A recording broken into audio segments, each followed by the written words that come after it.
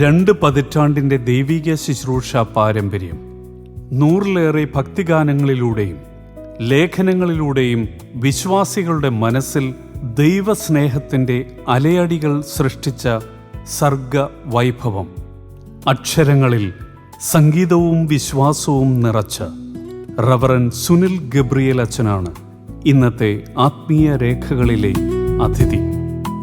ഞാൻ തിരുവനന്തപുരം ജില്ലയിലെ കാട്ടാക്കട എന്ന പ്രദേശത്ത് ഒരു സാധാരണ കുടുംബത്തിൽ, ലൂഥറൻ സഭ വിശ്വാസത്തിൽ നിലനിൽക്കുന്ന കുടുംബത്തിൽ ജനിച്ചു വളർന്ന വ്യക്തിയാണ്. എൻ്റെ മാതാപിതാക്കൾ വിശ്വാസത്തിൻ്റെ പാതയിലൂടെ എന്നെ വളർത്തി. അതിൻ്റെ ഫലമായിട്ട് പൊതുവിദ്യാഭ്യാസങ്ങളെല്ലാം നമ്മുടെ നാട്ടിൽ തന്നെ ആണ് നിർവഹിച്ചത് എങ്കിലും തുടർന്ന് ലൂഥറൻ സഭയുടെ സെമിനാരി, നാഗർകോവിൽ സ്ഥിതി ചെയ്യുന്ന കൺകോഡിയ തിയോളജിക്കൽ സെമിനാരിയിൽ എന്നെ വൈദിക പഠനത്തിനായി ചേർക്കുകയും ചെയ്തു. അതിൻ്റെ ആദ്യ പടിയായിട്ടുള്ള ഒരു ഏകദിന ബൈബിൾ കോഴ്സ് 94-95 കാലഘട്ടത്തിൽ പൂർത്തീകരിച്ചു. അതിനുശേഷം വൈദിക പഠനം തുടർന്നു. തുടർ പഠനത്തിലൂടെ BD ഡിഗ്രി കരസ്ഥമാക്കുകയും ഇപ്പോൾ വിവിധ സഭകളിലൂടെ ശുശ്രൂഷ ചെയ്ത് നെല്ലിമൂടിനടുത്ത് സിനായ് ലൂഥറൻ സഭ, അതുപോലെ സിയോൻ ലൂഥറൻ സഭ വെൺപകൽ എന്നീ സഭകളിൽ ശുശ്രൂഷ നിർവഹിച്ചു കൊണ്ടിരിക്കുകയാണ്.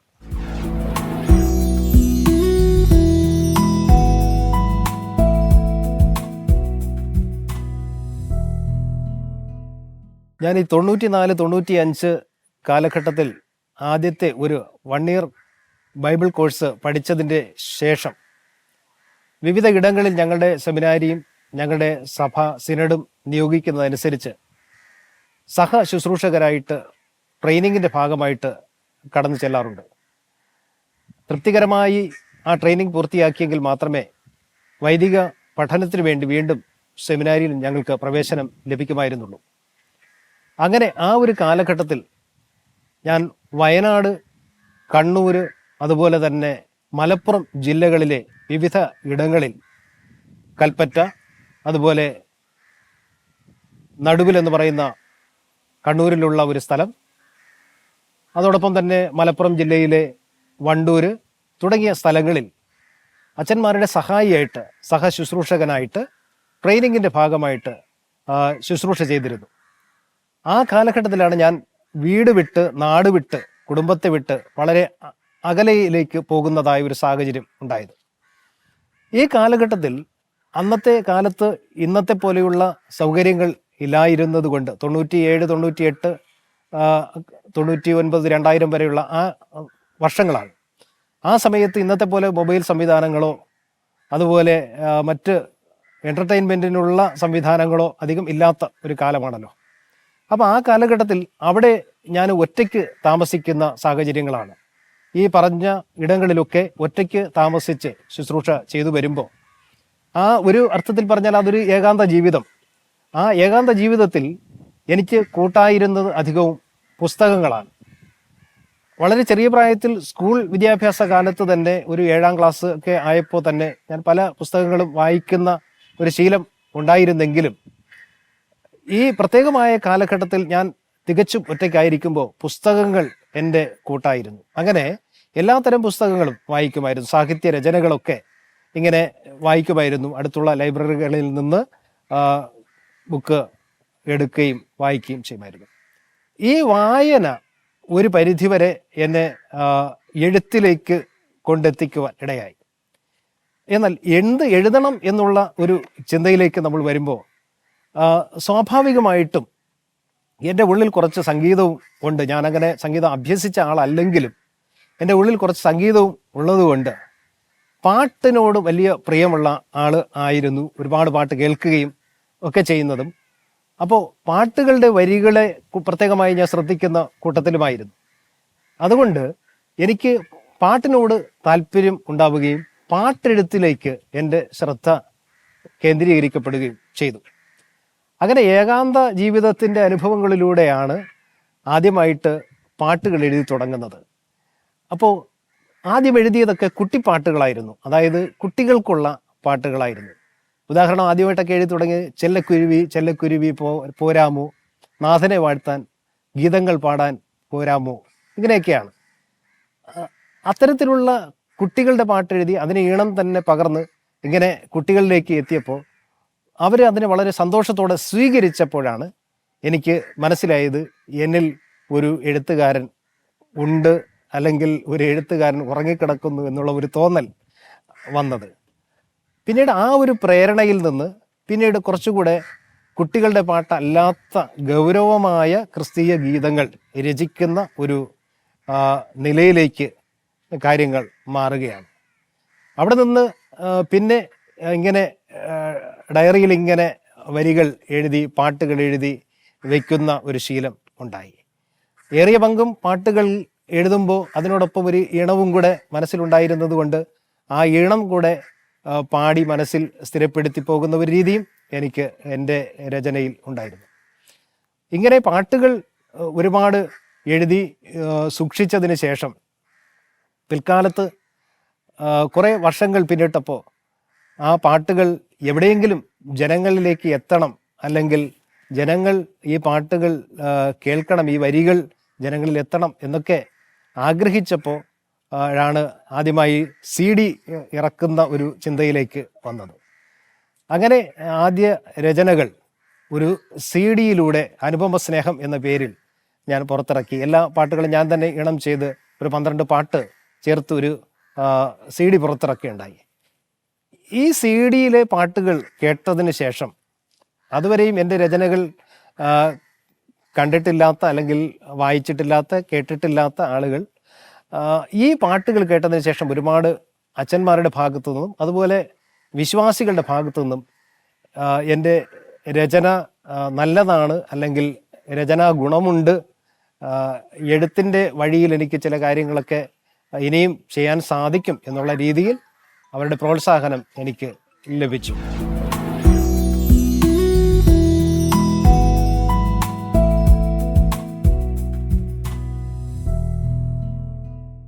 അങ്ങനെ ഞാൻ അതുവരെ എഴുതിയ പാട്ടുകളിൽ ഒരു 12ഓളം പാട്ട് ചേർത്ത് ഒരു CD ആയിട്ട് പുറത്തിറക്കാൻ തയ്യാറായി. അങ്ങനെ അനുപമ സ്നേഹം എന്ന പേരിൽ അന്നത്തെ വളരെ ശ്രദ്ധേയരായ പാട്ടുകാരൊക്കെ ചേർന്ന് പാടുന്ന രീതിയിൽ CD പുറത്തിറക്കി. ആ CD പുറത്തു വന്നതിന് ശേഷമാണ് എൻ്റെ വരികൾ, അല്ലെങ്കിൽ എൻ്റെ പാട്ടുകൾ ഒക്കെ ആളുകൾ കേൾക്കുകയും ഞാനിങ്ങനെയൊക്കെ എഴുതും എന്ന് മനസ്സിലാക്കുകയും ചെയ്തത്. എന്നാൽ അതിലെ പല പാട്ടുകളും കേട്ടിട്ട് പലരും വരികൾക്ക് നല്ല രചനാ ഗുണമുണ്ട് എന്ന് പ്രത്യേകമായിട്ട് എടുത്തു പറയുകയുണ്ടായി. ഉദാഹരണമായിട്ട് ശ്രീ ജോസാഗർ പാടിയ ഒരു പാട്ട്, ഈ മുൾപടർപ്പിൻ നടുവിൽ നിന്നും നിലവിളിക്കുന്നു കുഞ്ഞാട് ഞാൻ എന്ന ഒരു പാട്ട്, അതിനകത്ത് അതിൻ്റെ വരികളൊക്കെ കേട്ടിട്ട് വളരെ ആളുകൾ ഇഷ്ടത്തോടുകൂടെ അതിനെക്കുറിച്ച് അഭിപ്രായം പറയുകയുണ്ടായി. അതുപോലെ ഒരു താരാട്ടിൻ ഈണം പോൽ എന്നുള്ളിൽ നിറയുന്ന സാന്ത്വനമാണ് എൻ്റെ യേശുനാഥൻ എന്നൊക്കെ ഉള്ള പാട്ടുകൾ.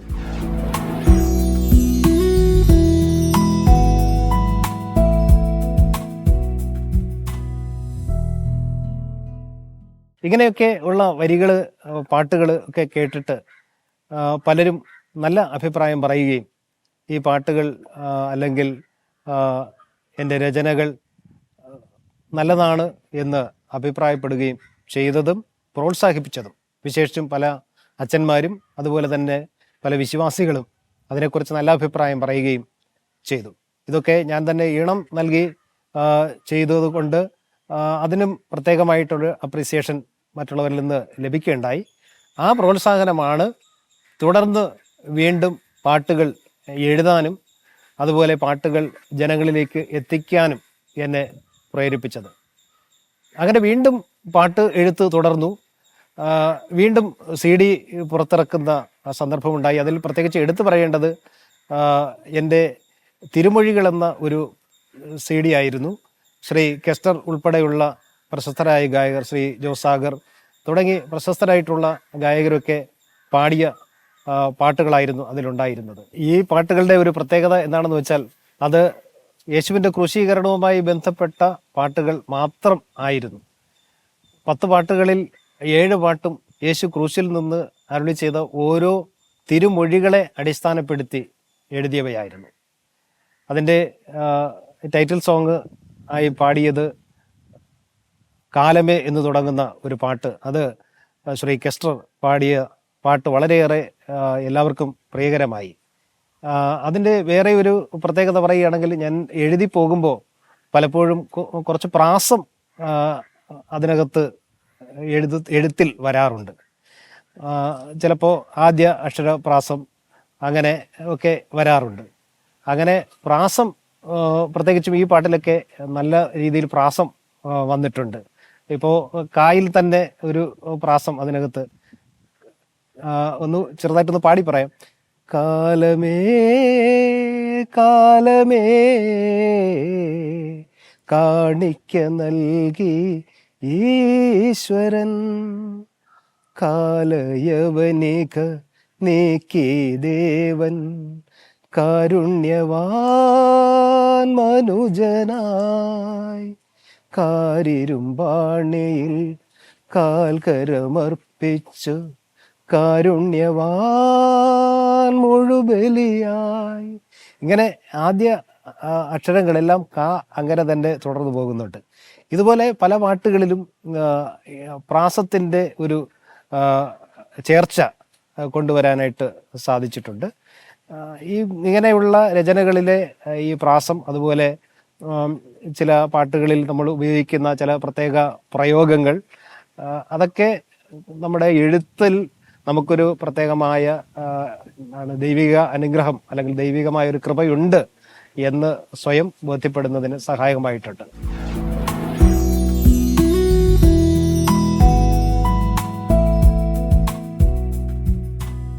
ഇങ്ങനെ പിന്നീട് ഈ CD പുറത്തിറക്കുന്നത് അത്ര ഉചിതമായ ഒരു കാര്യമല്ലാത്ത ഒരു കാലഘട്ടം വന്നപ്പോൾ പിന്നീട് പാട്ടുകളെല്ലാം വിവിധമായ സോഷ്യൽ മീഡിയകളിലൂടെ ആണ് വന്നു തുടങ്ങിയത്. എഴുത്ത് തുടരുന്നുണ്ടായിരുന്നു. അതിന് ഫലമായിട്ട് ഒത്തിരി പാട്ടുകൾ വിവിധ സോഷ്യൽ മീഡിയ ചാനലുകൾ, വിശേഷിച്ചും യൂട്യൂബ് ചാനലുകളിലൂടെ പുറത്ത് വന്നു. ഇപ്പോഴും വന്നുകൊണ്ടേയിരിക്കുന്നു, തുടർന്നുകൊണ്ടേയിരിക്കുന്നു. കൂടാതെ വേർഡ് വേൾഡിലും അതുപോലെ തന്നെ ഹാർവസ്റ്റ് തുടങ്ങിയ TV ചാനലുകളിലൂടെയും പാട്ടുകൾ സംപ്രേഷണം ചെയ്യപ്പെടുന്നുണ്ട്. അതൊക്കെ ഒരു വലിയ അനുഗ്രഹമാണ്. ദൈവം ഈ നിലയിൽ നമ്മുടെ വരികൾ ജനങ്ങളിലേക്ക് എത്തുവാൻ സഹായിക്കുന്നു എന്നും അത് ജനങ്ങൾക്ക് ഇഷ്ടപ്പെടുന്നു എന്നുള്ളതും വളരെ ഏറെ സന്തോഷം നൽകുന്ന ഒരു കാര്യം.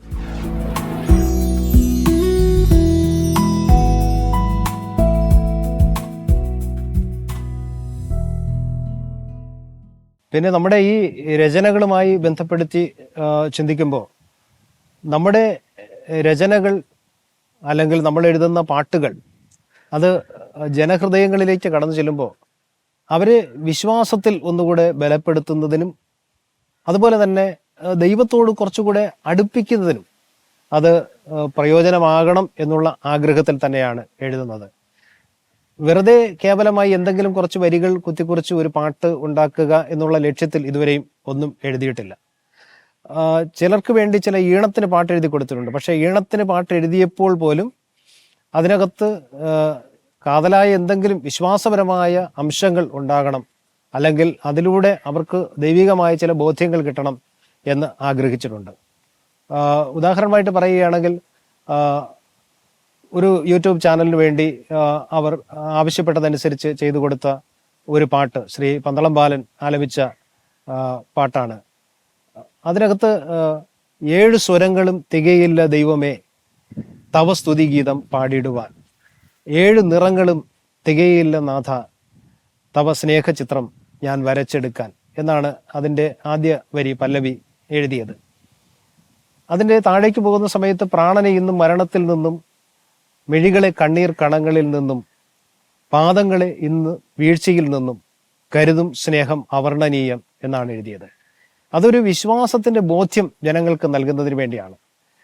അല്ലെങ്കിൽ അത് ദൈവവചനത്തിനുള്ളിൽ നിന്ന് തന്നെയാണ്, സങ്കീർത്തനങ്ങളിൽ രേഖപ്പെടുത്തപ്പെട്ടിരിക്കുന്ന വരികളിൽ നിന്ന് തന്നെയാണ്, 116 സങ്കീർത്തനത്തിൽ രേഖപ്പെടുത്തിയിരിക്കുന്ന വരികളിൽ നിന്ന് തന്നെയാണ് അതിനെ പാട്ടിൻ്റെ രൂപത്തിലേക്ക് എഴുതി വച്ചിരിക്കുന്നത്. അതായത് അത് ദൈവിക കരുതലിനെ കുറിച്ച് ആ പാട്ട് കേൾക്കുന്ന വ്യക്തിയിൽ ഒരു ബോധ്യം ഉളവാകണം എന്നുള്ളതാണ്. ദൈവത്തിൻ്റെ സ്നേഹം, ദൈവത്തിൻ്റെ കരുതൽ. അതുപോലെ തന്നെ വളരെ ആളുകൾ ഇഷ്ടപ്പെടുകയും എനിക്ക് നല്ല അഭിപ്രായം പറയുകയും ചെയ്ത മറ്റൊരു ഗാനമാണ് കൊറോണ കാലഘട്ടത്തിൽ എഴുതി ഇണമിട്ട ഒരു പാട്ട്.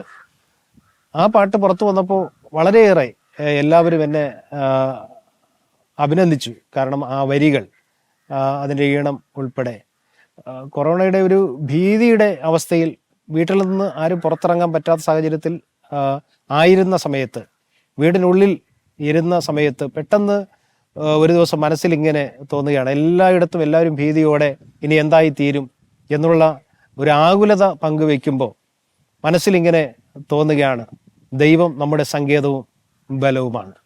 അവിടെ നിന്നിങ്ങനെ എഴുതുകയാണ്, സങ്കേതമായിരിക്കുന്ന ദൈവത്തെക്കുറിച്ച്, എൻ്റെ സങ്കേതമായി കോട്ടയായി നീ ഉള്ളതാൽ എന്ന് എഴുതി തുടങ്ങുകയാണ്. ഭയമേതുമില്ല കാവലായി നീ ഉള്ളതാൽ.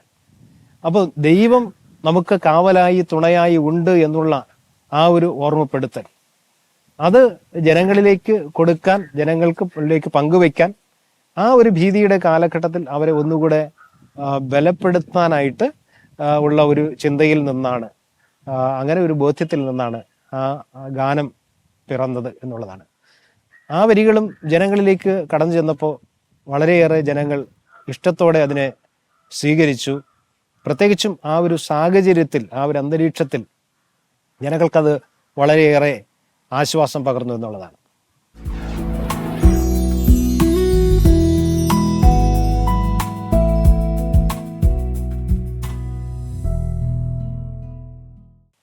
വാസ്തവത്തിൽ നമ്മുടെ ഒരു എഴുത്തിനെ സ്വാധീനിച്ചത്, ഒരു വൈദികൻ എന്നുള്ള നിലയിൽ, ഒരു ക്രിസ്തീയ ശുശ്രൂഷയിൽ നിൽക്കുന്ന ആൾ എന്നുള്ള നിലയിൽ എഴുത്തിനെ സ്വാധീനിച്ചിരിക്കുന്നത് എല്ലാം നമ്മുടെ വിശ്വാസം തന്നെയാണ്. വിശ്വാസത്തിൻ്റെ ഒരു അടിത്തറയിൽ നിന്ന് മാത്രമാണ് എഴുതിയിരിക്കുന്നത്. അതുകൊണ്ട് തന്നെ എപ്പോഴും നമ്മൾ എഴുതുന്ന വരികളെല്ലാം വിശുദ്ധ വേദപുസ്തകത്തോട് ചേർന്ന് നിൽക്കുന്നതും വേദപുസ്തകത്തിൻ്റെ ആശയങ്ങളോട് ചേർന്ന് നിൽക്കുന്നതും, അതോടൊപ്പം തന്നെ നമ്മുടെ വിശ്വാസത്തെ കുറെ കൂടെ ശക്തീകരിക്കുന്നതുമായ നിലയിലാണ് എഴുതാനായിട്ട് ശ്രമിച്ചിട്ടുള്ളത്. കാരണം നമ്മുടെ അടിസ്ഥാനം യേശു ക്രിസ്തുവിൽ തന്നെയാണ്. ഞാനിപ്പോഴും മനസ്സിലാക്കുന്നത്, എൻ്റെ ഉള്ളിൽ എഴുതാനുള്ള ഒരു കഴിവ് ഉണ്ട് എന്ന് ഞാൻ തിരിച്ചറിഞ്ഞത് തന്നെ ഞാൻ ഈ വിശ്വാസ ജീവിതത്തിൻ്റെ വഴിയിൽ, അല്ലെങ്കിൽ ഈ വൈദിക ശുശ്രൂഷയുടെ വഴിയിലേക്ക് വന്നതുകൊണ്ട് മാത്രമാണ്. അല്ലായിരുന്നെങ്കിൽ ഞാൻ അങ്ങനെ എന്നിലൊരു എഴുത്തുകാരൻ ഉണ്ട് എന്ന് കണ്ടെത്താൻ ഒരു സാധ്യതയും ഉണ്ടായിരുന്നില്ല എന്നാണ് ഞാൻ വിശ്വസിക്കുന്നത്. ഇപ്പോൾ തന്നെ ഒരു 100-ലേറെ പാട്ടുകൾ, 100-ന് മുകളിൽ പാട്ടുകൾ എഴുതി കഴിഞ്ഞു. അതോടൊപ്പം തന്നെ കുറേയധികം ലേഖനങ്ങൾ എഴുതുകയും ക്രിസ്തീയ ആശയങ്ങളിൽ, ക്രിസ്തീയ ചിന്തകളിലുള്ള ലേഖനങ്ങൾ ധാരാളമായി എഴുതുകയും ചെയ്തിട്ടുണ്ട്. ആ എഴുത്തുകളെല്ലാം വിവിധ പ്രസിദ്ധീകരണങ്ങൾ, ക്രിസ്തീയ പ്രസിദ്ധീകരണങ്ങളിലൂടെ പ്രസിദ്ധീകരിച്ച് വരികയുണ്ടായി. കൂട്ടത്തിൽ പാട്ടുകളല്ലാതെ കവിതകൾ എഴുതിയിട്ടുണ്ട്. ആ കവിതകൾ പലതും ഇതുപോലെ ക്രിസ്തീയ പ്രസിദ്ധീകരണങ്ങളിൽ പ്രസിദ്ധീകരിക്കപ്പെട്ടവയാണ്. കൂടാതെ എഴുത്തിൻ്റെ വേറൊരു തലത്തിലേക്ക് വന്ന് അടുത്തിടെ ക്രിസ്ത്യൻ മീഡിയ സെൻറ്റർ ചെന്നൈ അവരുടെ പ്രോഗ്രാമിൻ്റെ ഭാഗമായിട്ട് ഷോർട്ട് ഫിലിമിന് വേണ്ടി കഥ എഴുതുകയും തിരക്കഥ രചന കൂടെ പരീക്ഷിക്കുകയും ചെയ്തിട്ടുണ്ട്. അതുപോലെ ചെറിയ കഥാപ്രസംഗങ്ങൾ, അതുപോലെ ചെറിയ നാടകങ്ങൾ, ഇവയൊക്കെ ഈ കാലയളവിനുള്ളിൽ എഴുതിയിട്ടുണ്ട്. അപ്പോൾ ഈ എഴുത്തുകളുടെ എല്ലാം പൊതുവായ ഒരു അടിസ്ഥാനം എന്ന് പറയുന്നത് നമ്മുടെ വിശ്വാസമാണ്, ക്രിസ്തുവിലുള്ള വിശ്വാസമാണ്. ആ വിശ്വാസത്തിൽ നിന്നുകൊണ്ടും ആ വിശ്വാസത്തെ പരിപോഷിപ്പിച്ചുകൊണ്ടും ആ വിശ്വാസം മറ്റുള്ളവരിലേക്ക് പകർന്നു നൽകുന്ന രീതിയിലും മാത്രമേ രചനകൾ ഇതുവരെയും നിർവഹിക്കാനായിട്ട് ആഗ്രഹിച്ചിട്ടുള്ളൂ. പിന്നെ അതിൻ്റെ പ്രധാനപ്പെട്ട ഒരു ചിന്ത എന്ന് പറയുന്നത്, നമ്മുടെ ഉള്ളിൽ ഒരു കഴിവ് ഉണ്ട് എങ്കിൽ, അല്ലെങ്കിൽ ഒരു താലന്ത് ഇങ്ങനെ ഉണ്ട് എങ്കിൽ, അതിൻ്റെ അടിസ്ഥാനം ദൈവത്തിൻ്റെ കൃപയാണ് എന്നുള്ളതത്രേ. അപ്പം ദൈവത്തിൻ്റെ കൃപയിലാണ് നമ്മൾ നിൽക്കുന്നത്. ദൈവത്തിൻ്റെ കൃപ കൊണ്ടാണ് നമുക്കിങ്ങനെ എഴുതാൻ കഴിയുന്നത്.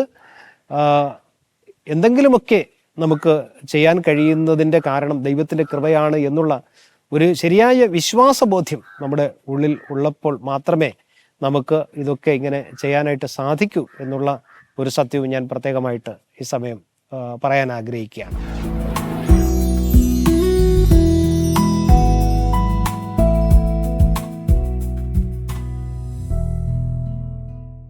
ഞാൻ എഴുതിയ പാട്ടുകളുടെ കൂട്ടത്തിൽ എല്ലാ പാട്ടുകളും നമുക്ക് ഇഷ്ടമാണ്. എഴുതിയ പാട്ടുകൾ എല്ലാം പ്രിയപ്പെട്ടതാണ്.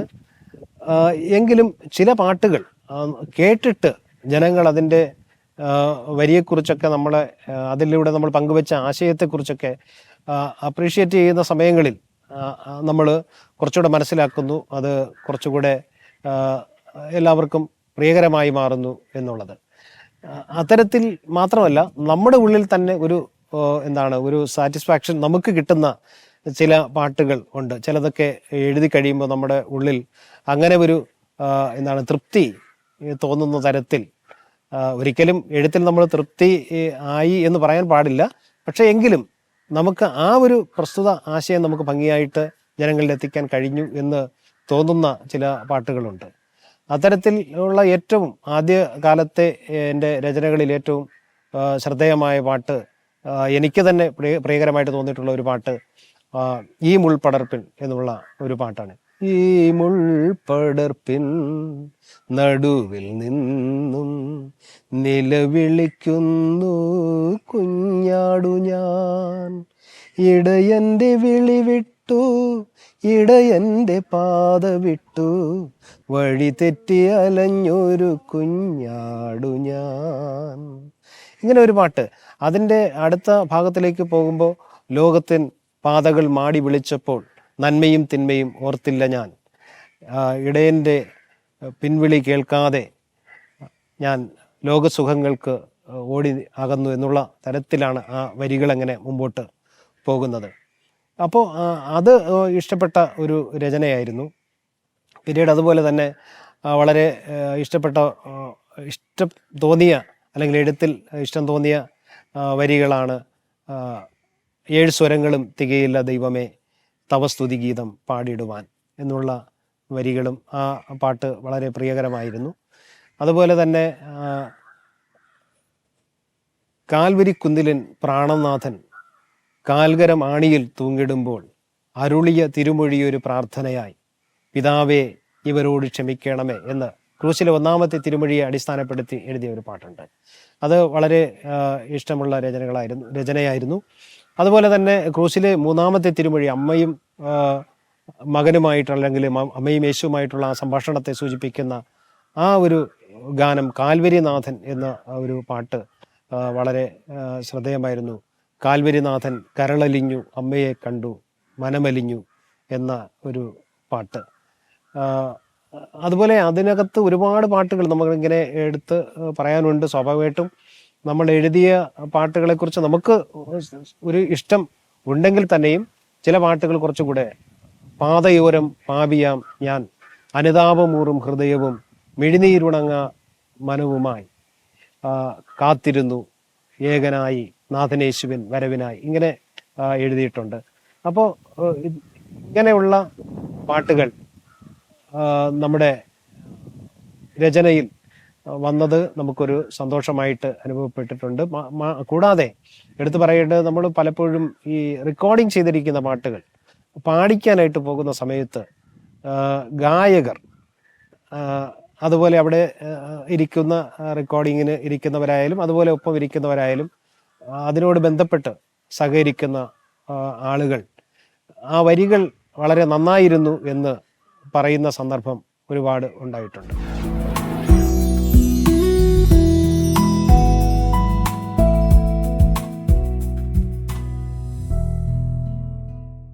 പിന്നെ നമ്മളെ സംബന്ധിച്ച് ഒരു ആത്മീക രംഗത്ത് നമ്മൾ നിൽക്കുമ്പോൾ എഴുത്ത് എന്ന് പറയുന്നത് എന്ത് ആയിരുന്നാലും ശരി, ഞാൻ ഇതുവരെയും എൻ്റെ എഴുത്തിൻ്റെ ഒരു അനുഭവത്തിൽ ഏറിയ പങ്കും പാട്ടുകളായിരുന്നു. കുറച്ച് കവിതകളുണ്ട്, കുറച്ച് ലേഖനങ്ങളുണ്ട്. ഞാൻ നേരത്തെ സൂചിപ്പിച്ചതുപോലെ ഷോർട്ട് ഫിലിമിൻ്റെ എഴുത്തിലും തിരക്കഥാരചനയും പരീക്ഷിച്ച് നോക്കിയിട്ടുണ്ട്, നാടക രചന പരീക്ഷിച്ചിട്ടുണ്ട്, അതുപോലെ കഥാപ്രസംഗ രചന പരീക്ഷിച്ചിട്ടുണ്ട്.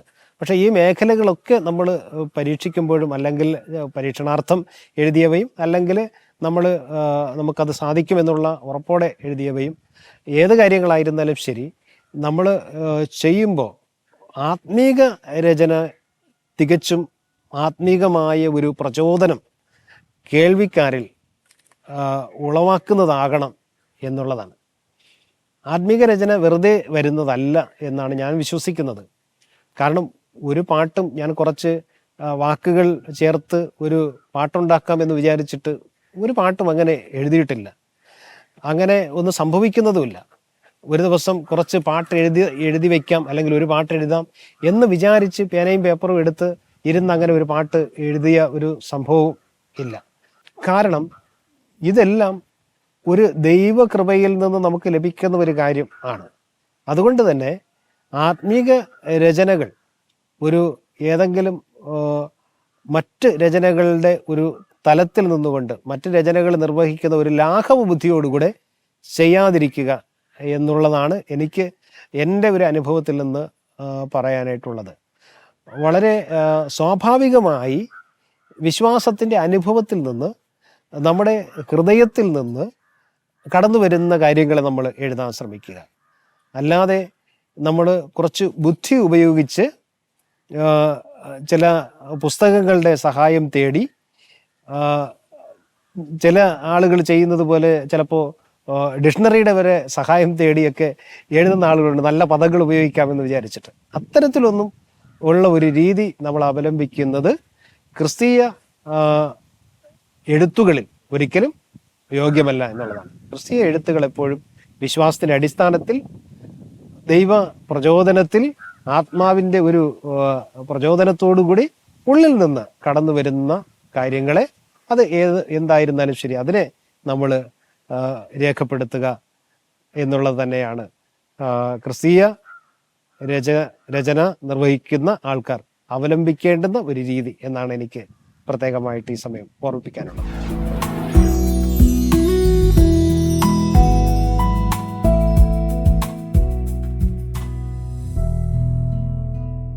തുടർന്ന് എൻ്റെ ആഗ്രഹം, എൻ്റെ രചനകൾ ഞാൻ നേരത്തെ സൂചിപ്പിച്ചതുപോലെ ലേഖനങ്ങളൊക്കെ വ്യത്യസ്തമായ പ്രസിദ്ധീകരണങ്ങളിൽ പ്രസിദ്ധീകരിക്കപ്പെട്ടവയാണ്.